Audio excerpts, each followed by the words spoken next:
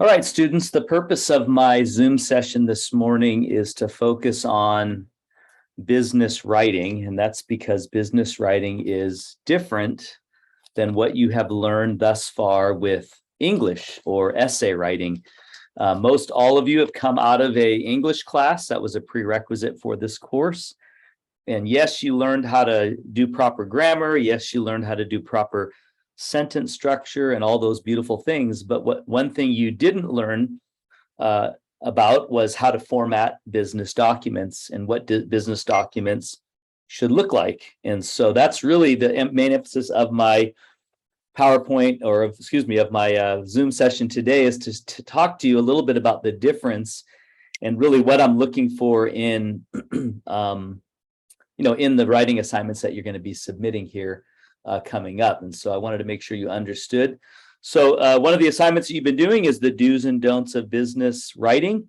And so I'm going to talk about that. I'm going to go ahead and share my screen, and I'm just going to actually kind of somewhat do that assignment with you guys. And so can you both see my screen, all of you? Yes. Okay, great. So basically, when it comes to business writing, there's two things you need to know right off the bat. Is, of course, how it reads is very important, right? In other words, the document needs to be properly punctuated. It needs to not have any typos or misspelled words. It needs to obviously use proper English and proper sentence structure and all those beautiful things. And so that's a very important aspect of business writing. And so I don't want to ignore that, because you can't sacrifice that on the altar of everything else. So that's the first thing, and that's true of any kind of writing you do, whether that be doing an essay, whether that be doing a report of any sort. So how it reads is important. We'll go over the do's and don'ts of that, because there are specific things about business writing that are different than an essay. And then the other thing that we're going to go over, and it's very important, is how it looks. So the one thing that we have to realize is business writing is not essay writing. And we're busy people, and nobody wants to sit down and read a huge long document that's just one big long paragraph of text like an essay. Business people are busy. They want to be able to read things quickly. And in fact, the best way to describe it is they want to be able to scan your document and not necessarily have to read every single word. And that doesn't mean you cut corners on how you write, but how it looks can either attract your reader and make them want to read it and are interested in what you have to say and be able to scan your document, or you're forcing them to have to read a whole paragraph or long paragraphs of text. So in business writing, because people are busy, it's much better to keep things brief. It's much better to keep things in chunks. Business writing is actually really the fine art of chunking your information, so into little bite-sized pieces that people can digest. It also includes the use of many design elements that your chapter 6 talks about. So what I'm going to do is I'm just going to kind of go through the list of do's and don'ts on how it reads and how it looks. But let me say this: it doesn't and should never look like an essay. It looks like a business document, and that means that you have to properly format it with whatever format of a document it is. If it's a memo, if it's a letter, that you're doing that correctly, but also how it looks in the sense that you use concise language, short paragraphs, separated by space, short sentences, things like that. So this is what we're going to go through together. And this is going to be recorded and posted in the class so that students have a chance to watch it and know what I'm going to be looking for. So let's start with the do's and don'ts of how it reads, okay? So the first do with how a business document should read is that it should have a conversational tone. And what I mean by that is it's not too formal. So don't make it too formal or too informal. So there's some good examples of that. Obviously you can use terms like pursuant to the fact that, or please be advised, or all these things that you would never say in a conversation with somebody. Sorry, I didn't spell conversational right. No, business writing should be conversational. It should be how you speak, right? How you talk to somebody else. So it's not meant to be formal. Some people, when they sit down to write a business document, they get all technical, and they sound like they're the boss. And don't do that. Just write in how you would speak. How you would speak it, that's how you write it. Just don't be too informal either, where you're using things like a shorthand that you use on texting, or hey bro, or things that sound very informal. Be careful. Just make it conversational and very simple and plain for people to understand. That's what business writing is, because again, you're sometimes dealing with a very broad audience, and so you want to make sure that you can relate to that broad audience. So conversational, what it would sound like if you were talking. Next, it should be positive. We know that there's going to be negative messages that you have to share, and so you want to be careful that you are you want to be careful that your document is just positive. You may have to deliver bad news. We can't give you that refund. We can't fix the mistake that was made, etc. So it should always be positive, focusing on what you can do and not on what you can't do. Let me just say not on can't. So the positive is what I'm just going to put it this way, can do. So you might not be able to give them a refund, but you can do something else. You might not be able to, fulfill their requests, but you can give them different options. You might not be able to have that. You no longer have that product available, but you can offer them, a different product. I think the classic example of this is I have students often do a sentence rewrite, and I ask them to put it in the positive. And one of the questions or one of the sentences on there says something like, your construction is at a standstill because the soil is wet because of the mud, and we cannot start your project until the mud is dry, right? So very negative, like we can't do it. There's no way it can be done. And so to make it more positive, you just say, put it positive. Construction will begin soon once the soil is dry, right? I didn't say anything about all the negatives. I just focus on what I can do. And that's what I mean by positive. Is so whenever you're writing a business document, make sure your tone is positive. Also that it's not too harsh, too negative, right? It needs to be positive, focusing on what you can do, not what you can't do. Thirdly, it should be clear and plain. Not, the opposite of that would be not flowery. I call it flowery or written to impress. So in other words, in business writing, again, you're dealing with a very broad audience. So just use clear, plain, everyday language. In essays, a lot of times we like to show our expertise, our grasp of vocabulary, and we write with very descriptive terms, and we get very flowery and very, no, don't do that in business writing. Just write it as plainly and as clearly as you possibly can.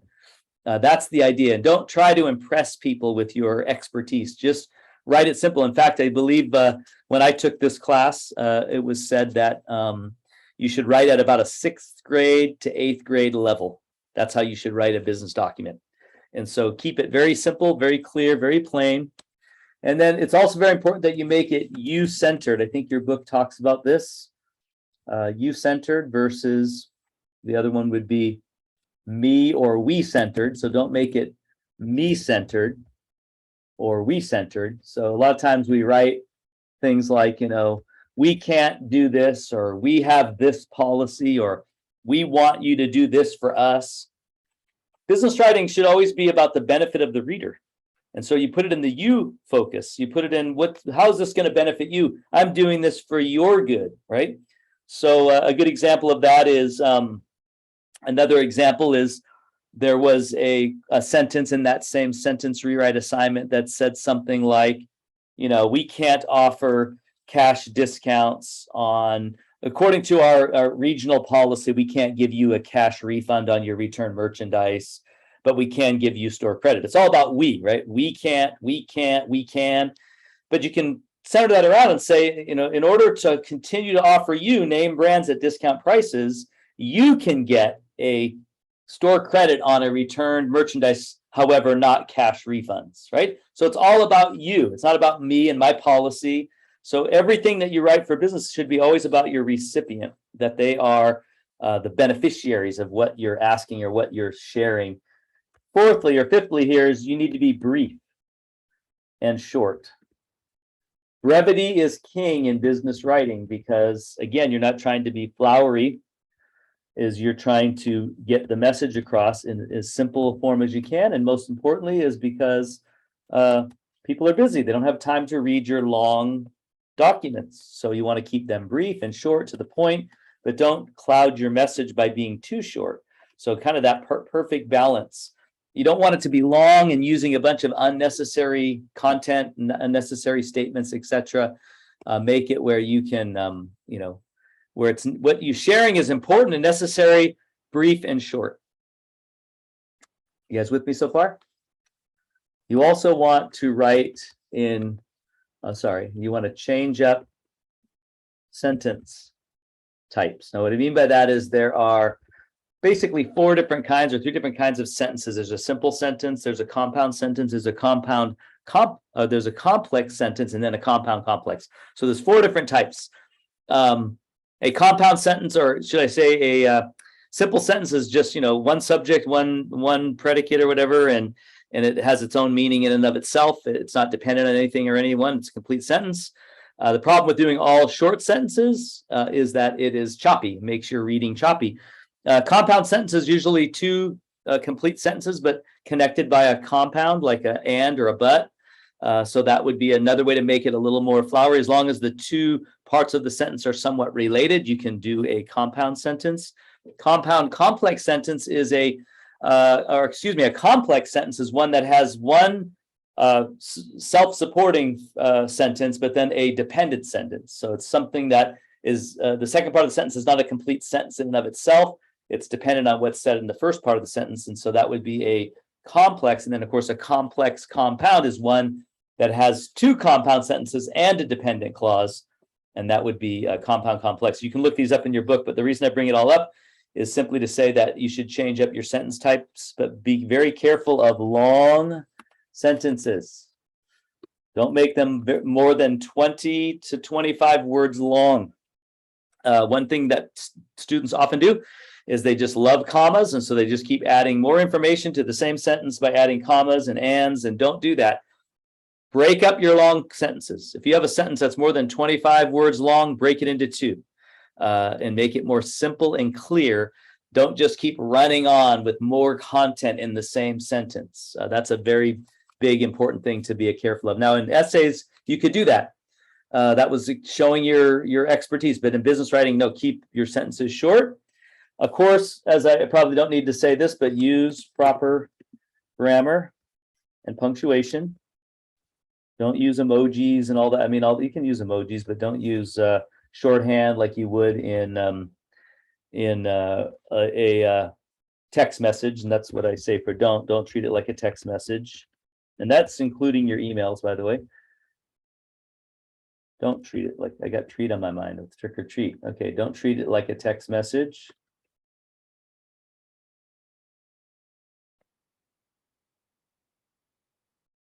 I'll just say not like a text message. All right, next one, that's pretty obvious. Make sure that you use complete sentences. I guess this is kind of repeat. Instead of shorthand. I have the same thing I'm saying twice, sorry. Or emojis. You can use emojis in your, I use them all the time, but I only use them when I'm like doing a sad face or a happy face. I don't just do all these random emojis because I think they could come across unprofessional, but be careful of that. Make sure your sentences are parallel, and your book gets into this a lot. Instead of having, again, run-on or incomplete sentences. This is true of any kind of writing.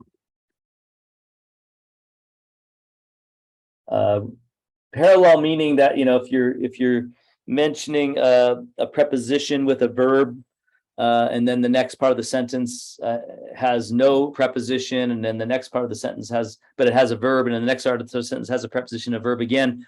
It's not parallel. Make sure that each part of the sentence has the same kind of flow to it. So the example of this is there was one of the sentences, again, was something along the lines of, we Mary was using the computer, and she was trying to learn the coworkers' names, right? And so it's an unparalleled sentence. When it rewritten, it would just say Mary was using the computer and learning coworkers' names. So using and learning, the two verbs, matched perfectly and made the sentence parallel. It made the sentence flow. Be careful of sentences that aren't flowing like that, because they're not matching, either preposition or verb, or preposition verb verb verb, or preposition verb preposition verb preposition verb. And you can look this up in your book for a more detailed explanation, but make sure that your sentences are parallel, and they're not just run-on sentences where you're saying completely different sentence structure. Another example of this was a sentence that dealt with a lady that, Alma Clames was the director of the Utah branch, and she's now going to be supervising the West Division. And then the second part of the sentence said the East Division is going to be now supported by a different person, and she's now the overseer of the other branch, of the Utah branch or whatever. And so the two sentences aren't the same. You have the name, and then you have the branch, and then you have the district that they're going to oversee in the first part of the sentence. But the second part of the sentence, you have the district, and then the name, and then the branch. So just make them the same. So name, branch, district, name, branch, district. That would be parallel. Both sentences are the same. Sorry, I belabored that. Lastly, is you want to have the proper, not lastly, I have two more to go. Proper structure. So in other words, you should always have an intro, a body, and a conclusion, right? And you want to make sure that your document has no structure. Now, what I mean by that is you should use chunking. And chunking is that you are creating paragraphs with one topic. And each paragraph has its own topic. And if the topic is a long topic, you can break it into multiple paragraphs based on subtopics. But don't just have, one paragraph talking about three different things, and then the next paragraph talking about two of those different things, and then the third paragraph talking about the first one that was in the first paragraph, but not in the second paragraph. There's no structure to it. So chunking is what business writing is, especially when you start writing for digital channels and internet and all that. So make sure that you chunk your information and that you group it together so that one paragraph is dealing with one topic, etc. And I think on your parking memo that you're going to be doing, little teaser here, is that you're going to be it's got three different groups it's addressing. It's addressing day shift, swing shift, and all employees. So group your information to each of those employees in a different paragraph or a bullet list. That's what we mean by having structure to your document. And then lastly, it goes with that, and that is to link group. This is what chunking is. Similar information together. So again, don't randomly speak about different topics in one paragraph and then bring the same ones up again in the next. So you don't want it to be disorganized. All right, so those are your do's and don'ts to how it reads. Now again, I only just barely mentioned grammar, sentence structure, and all that. I'm just pointing out areas that most people have problems in those areas, but all the rest are really how it flows, how it reads, what's the tone of the message, etc. And that's what business writing is different than an essay. An essay might be very flowery, it might be very descriptive, it might be very captivating. The whole goal is to draw your audience in, and it's like watching a movie. Business writing isn't that. It's simple, plain, clear. What do you want? What do you need? What information do I need? Making it simple and yet positive. In essay writing, it might be very negative. It might be very harsh, but not in business writing. So that's the first part. So by the way, I say when it comes to this, 50% of your document in business writing is how it reads. The other 50% is how it looks. And I'm going to give you some samples on this. But what do I mean by that? I mean that it's got an eye appeal to it, that it's pleasing to the eyes to look at, that somebody's not going to get your document and go, oy vey, I don't want to read that. That's awful. And I'll show you an example of that at the end here. But let me go through do the list of do's and don'ts for business writing. And this might be all new to you, but here's the first one, is that business writing is always single spaced. Oops, typed in the wrong spot. It is always single spaced paragraphs. Sorry, I can't seem to type today. Right? It is not double spaced. So when you look at a business document, it's, again, chunks of information. They're short paragraphs, and those short paragraphs are single spaced. If you give me a double spaced document, it looks like an essay. It doesn't look like a business document. So make it single spaced, and that follows with short paragraphs. And separated by space. So your document should have short, single-spaced paragraphs separated by a space. And then you start the next paragraph, and then you do another space, and you do the next paragraph. By the way, I'll give you a number on that in just a second. So what you don't want to do is have all one paragraph. And you will be surprised at how many students just give me a document that's all one paragraph. Even if your document is short, like, maybe 1 6-line paragraph, make it two paragraphs. That's business writing. Chunk the information into 2 shorter paragraphs. It makes it easier for me to scan or read.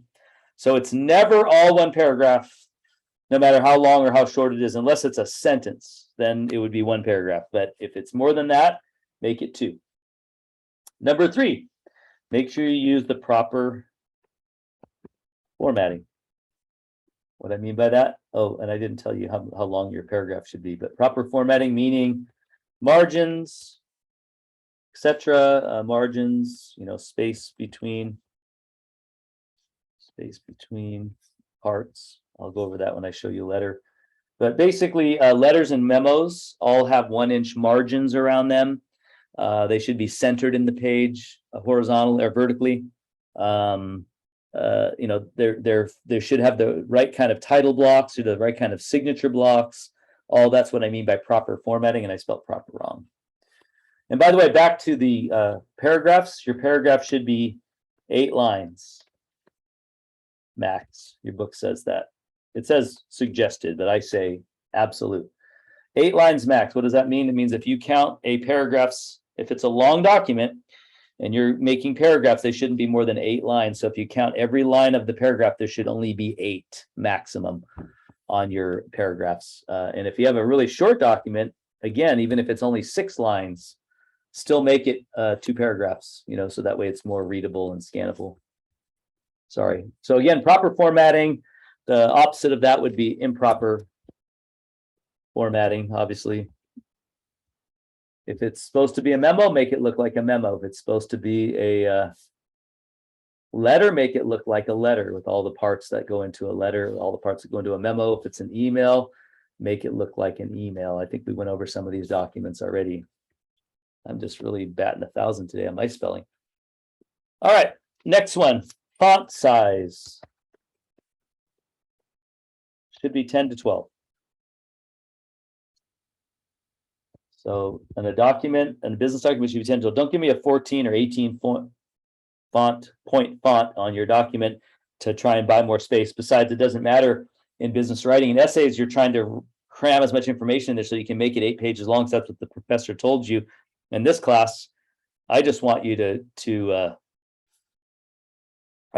write a document that's as brief as it possibly can be. So, do I still have you guys here?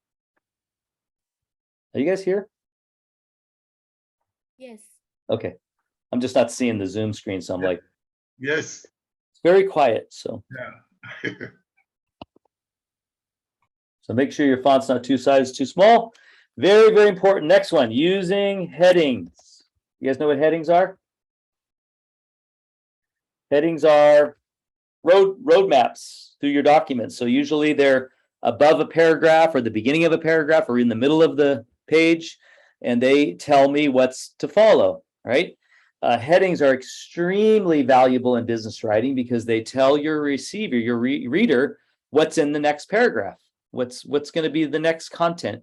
And they can sometimes just read the headings and know exactly what's going on in the document. So the more you give them in the sense of being able to scan the document, the more your document will stand out and you will be different. So use headings, use another one, my favorite, bullet lists or numbered lists. Now, numbered lists should only be used if there's a process or some steps to follow or something like that.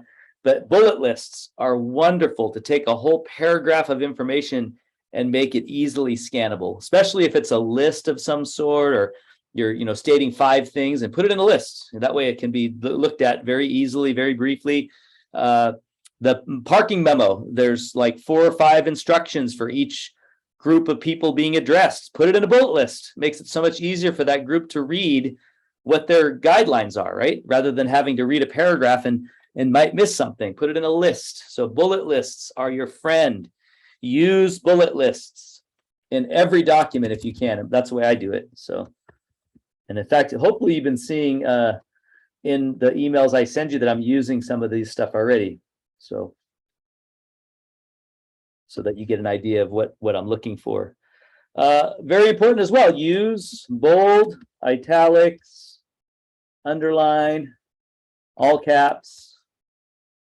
Do that throughout your document to make important things stand out. So you should definitely use bold. So especially numbers, dates, times, locations, stuff like that. Always make them bold. That way the reader can, oh, there's 7:30 a.m. What's going on there? Oh, right, there's a meeting, right? They can get it, even if it's lost in a big paragraph, or shouldn't be in a big paragraph, but it's easy for them to grab, or maybe something really important that they need to not miss. Make it bold, make it all caps, make it underlined, do it all so that they don't miss it. So I would say that is very good. So not having any of that is bad. None of these is a don't. You should have at least something in your document that makes it more readable and scannable. Another thing with how it looks is it should fit on one page unless you need 50% of the next page. So in other words, if you have a document that's a page long and then just a short sentence goes on to the next page, edit that baby down to one page. Don't give me a document that has a sentence on the next page, right? Unless you can fill more than half the next page, don't make it 2 pages. Make it 1. Just keep editing it down. You'll find that you have a lot of clutter anyway. So brevity is your friend, remember? Negative of that is multiple pages. And then, almost done.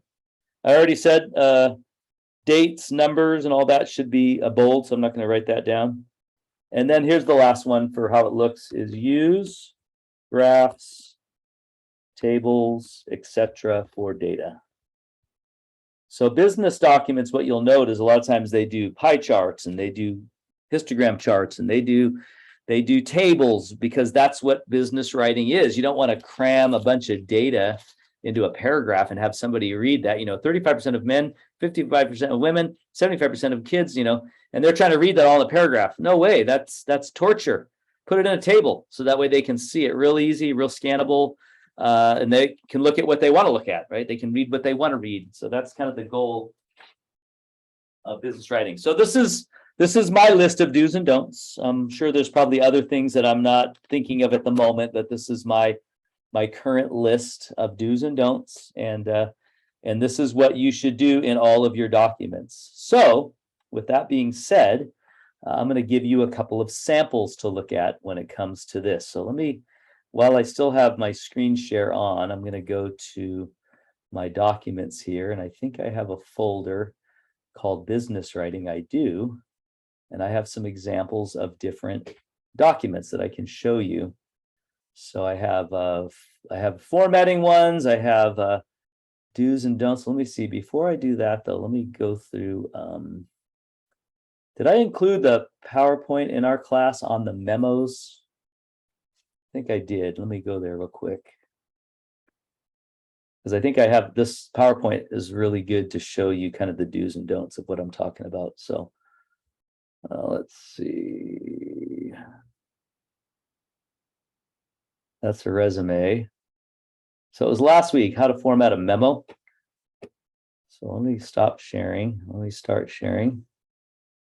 And here it is. All right, let me know if you guys can see my screen.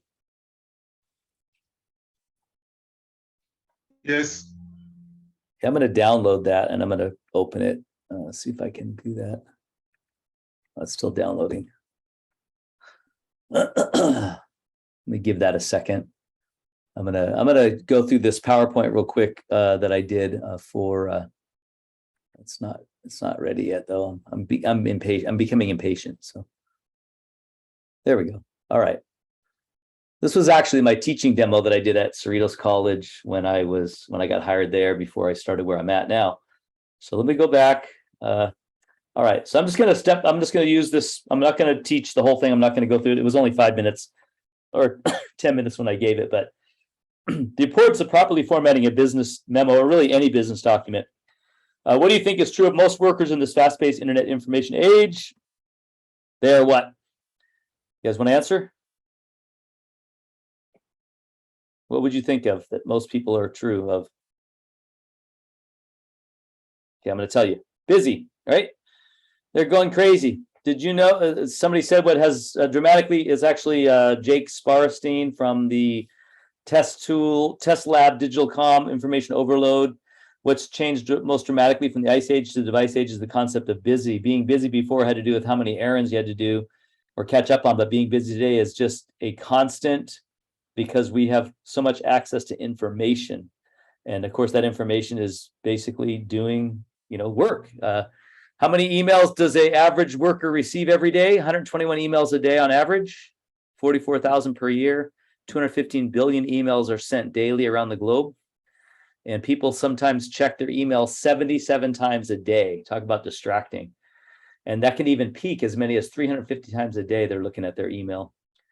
Average worker now spends 60% of their work week on electronic communications of some sort. And they spend 25.5 hours reading for work. So if that's true, imagine how many hours they're putting in to read poorly written documents. We're overwhelmed with information that we read. So imagine you're a busy worker and you get this. Can you see that? How many of you have gotten an email that looks like that? What do you think? Uh, Can you see it? yeah. Yeah. Have you gotten an email that looks like that before? Not reading.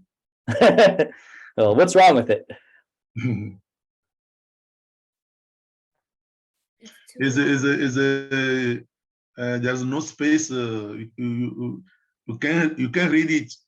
Right. Yeah. You have to read that whole thing, right? In order to get what it's about. There's no way you're even going to know until you read it. So that's a problem. How about this memo? Same thing, right? It's like there's nothing about that. It's just a big wall of text. And nobody wants to get a memo like that. And nobody wants to get an email like that. And if you're that person that sends that kind of an email or memo, you will never get your stuff read. Everybody will dread.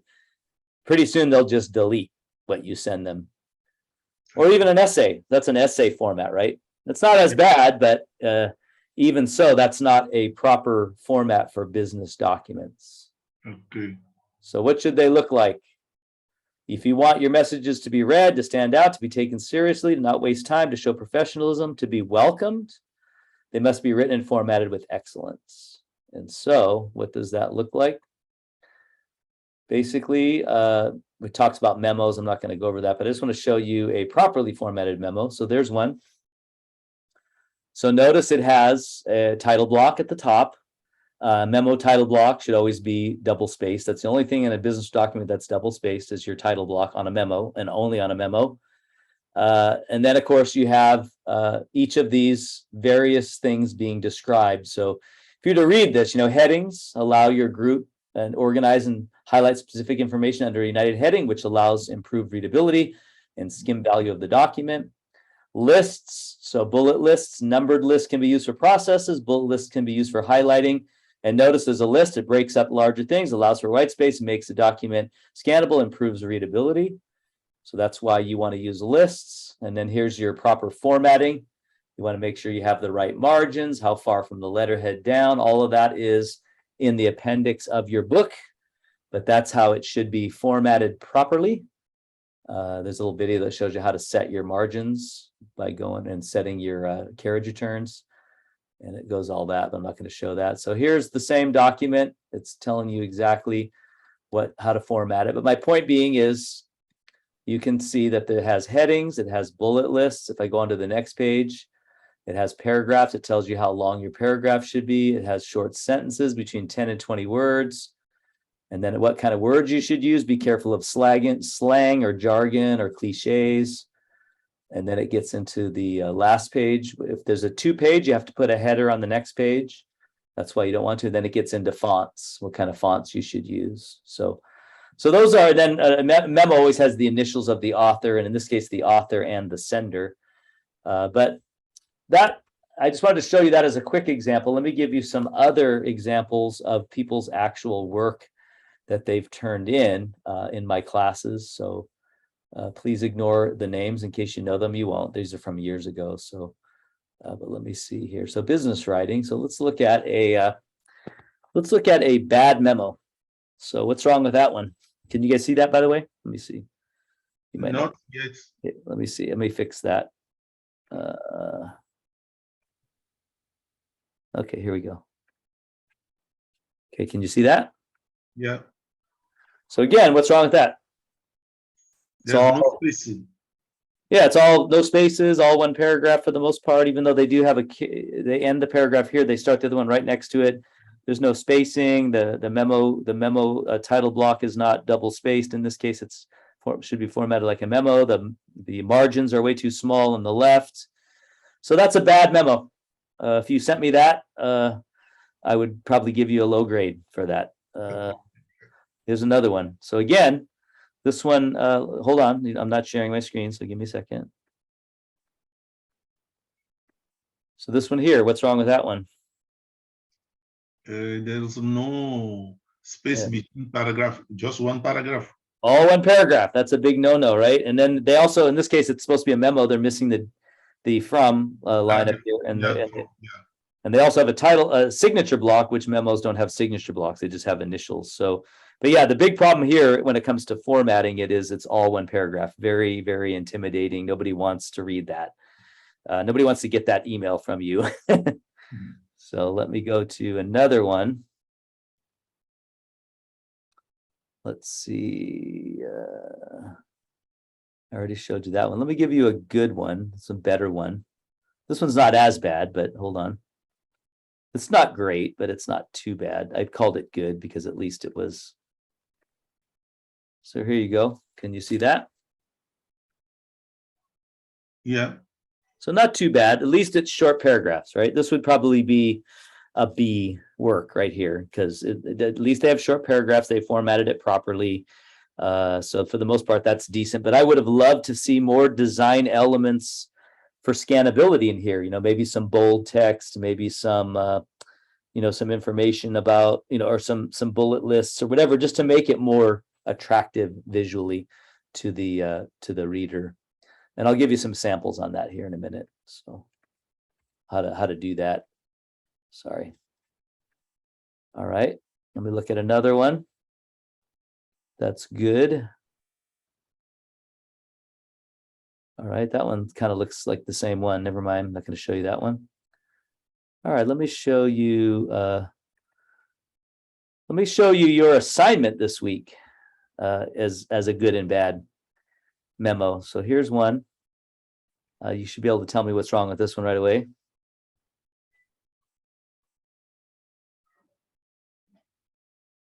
Can you see the screen? Yeah. So a couple things right off the bat. Again, this is a memo that addresses 3 different groups of people, as I mentioned, but it's only got one paragraph.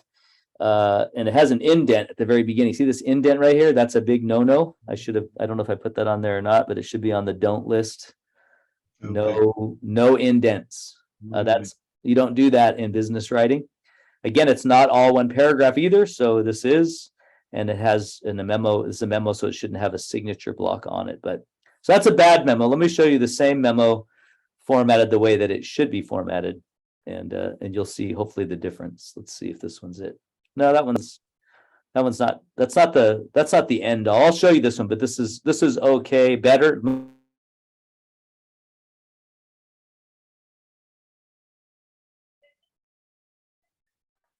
Professor, I cannot hear you.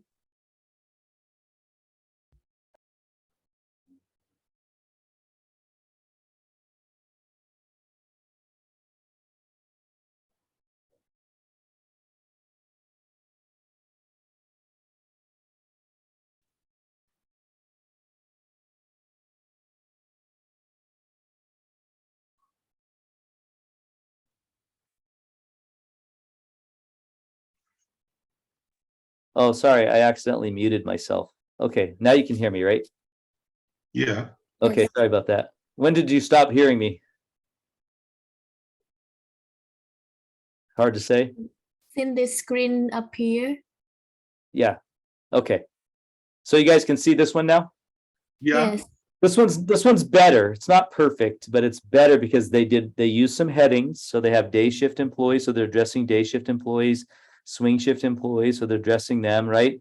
And then they have the vehicle registration. But again, they don't need this title block or signature block down the bottom because that's not needed on a memo. Memos are like sent out to everybody in the office, right?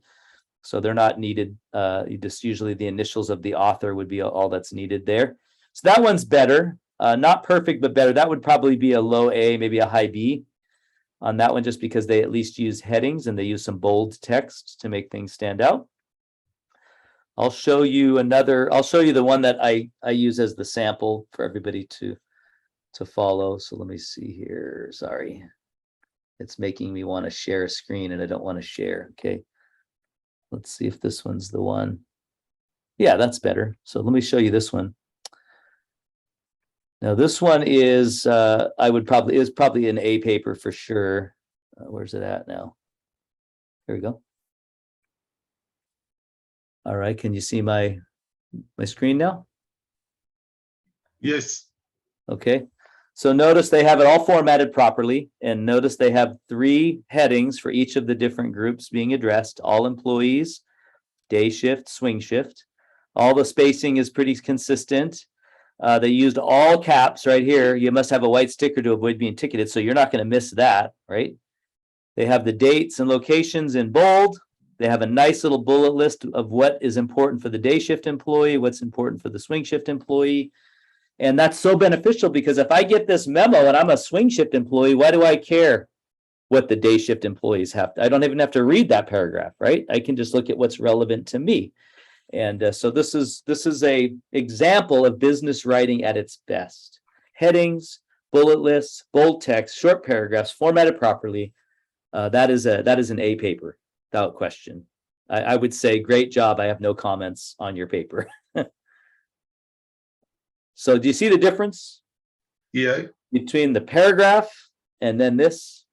That Mhm. is the difference between business writing and not. So that's what I'm looking for in your documents, is it for it to have that look to it.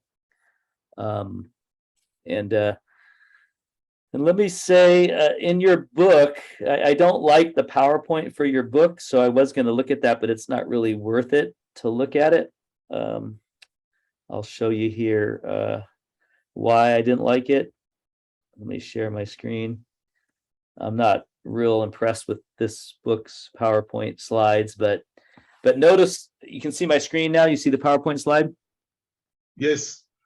So improving readability with style and design. The whole chapter's focus is on not just how you write, but how it looks. And that's the emphasis of this chapter. So obviously it gets into, in some of the strategies. So it gets into really more about how it reads, but being concise on that slide, having your paragraphs not be disorganized, having them between 40 to 80 words in a paragraph. That's a good guideline. For routine messages, paragraphs as short as 20 or 30 words are common. So again, short paragraphs, white space, short sentences. They're saying 15 or fewer words is what you're aiming for. I said 20 to 25. So short sentences, easy, clear to understand. And And it's talking about how, how often you avoid wordy propositional phrases. And it gets into some of that. I'm not too concerned about that. I mean, I'll be looking for that. Be careful of buzzwords, be careful of some of the common things we use. And then it says use headings. So again, information rich and complex messages, headings can help your readers identify key ideas and navigate the document to areas of interest.